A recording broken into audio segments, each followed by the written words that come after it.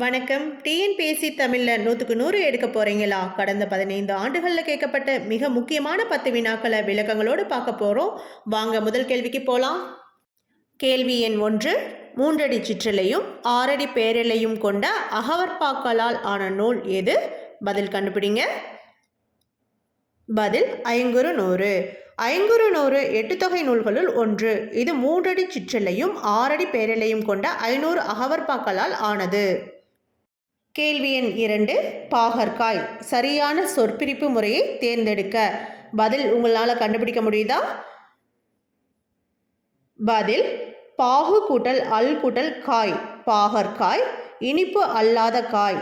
இது தமிழரின் வளமான கலைச்சொல்லாக்கத்திற்கு சான்று. கேள்வி எண் 3. தமிழில் முதலாக வெளிவந்த களப்பணி நாவல் எது? பதில் கண்டுபிடிங்க பார்க்கலாம். பதில் குறிஞ்சி மலர். பார்த்தசாரதி எழுதிய குறிஞ்சி மலர் நாவல் திருப்பரங்குன்றம் நேரில் சென்று ஆய்வு செய்து எழுதப்பட்ட முதல் களப்பணி நாவலாகும். கேள்வி எண் 4. ஜியு போப் திருவாசகத்தை எந்த மொழியில் மொழிபெயர்த்தார்? பதில் உங்களுக்கு தெரியுதான்னு பாருங்க. பதில் ஆங்கிலம். ஜியு போப் 1900 ஆண்டில் மாணிக்கவாசகரின் திருவாசகத்தை முழுமையாக ஆங்கிலத்தில் மொழிபெயர்த்து வெளியிட்டார். கேள்வி எண் 5. திராவிட மொழிகளின் ஒப்பிலக்கணம் என்னும் புகழ்பெற்ற நூலை எழுதியவர் யார்? பதில் உங்களுக்கு தெரியுதான்னு பார்க்கலாமா? பதில் ராபர்ட் கால்டுவெல். ராபர்ட் கால்டுவெல் 1856 திராவிட மொழிகளின் ஒப்பிலக்கணம் என்னும் நூலை எழுதி திராவிட மொழி குடும்பத்தின் சிறப்பை உலகிற்கு உணர்த்தினார். கேள்வி எண் 6. வீரமா முனிவர் இயற்றிய தேம்பாவணி எத்தனை காண்டங்களை உடையது? பதில் கண்டுபிடிங்க.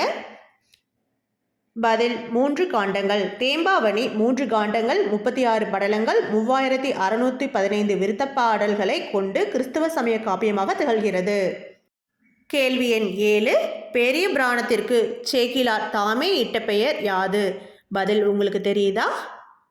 பதில் திருத்தொண்டர் புராணம். சேக்கிழார் தம் நூலுக்கு திருத்தொண்டர் புராணம் என பெயரிட்டார். பின்னர் இதன் பெருமை கருதி பெரிய புராணம் என வழங்கப்பட்டது. கேள்வி எண் 8. தமிழில் முதலில் தோன்றிய பாவடிவ நாடக நூல் எது? பதில் கண்டுபிடிங்க பார்க்கலாம்.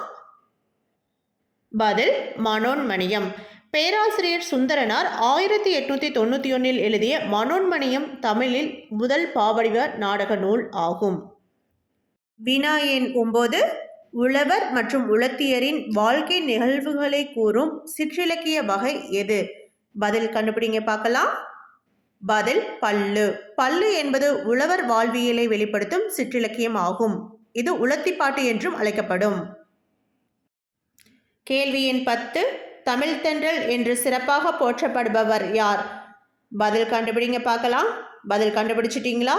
பதில் திருவி கல்யாண சுந்தரனார். தமிழையும் இயற்கையும் நேசித்து உணர்ச்சிமிக்க தமிழ் உரைநடை எழுதியதால் திருவி கல்யாண சுந்தரனார் தமிழ் தென்றல் என போற்றப்படுகிறார். 10 வினாக்கள் முடிஞ்சிச்சு. அடுத்த 10 வினாக்களை அடுத்த வீடியோவில் பார்க்கலாம்.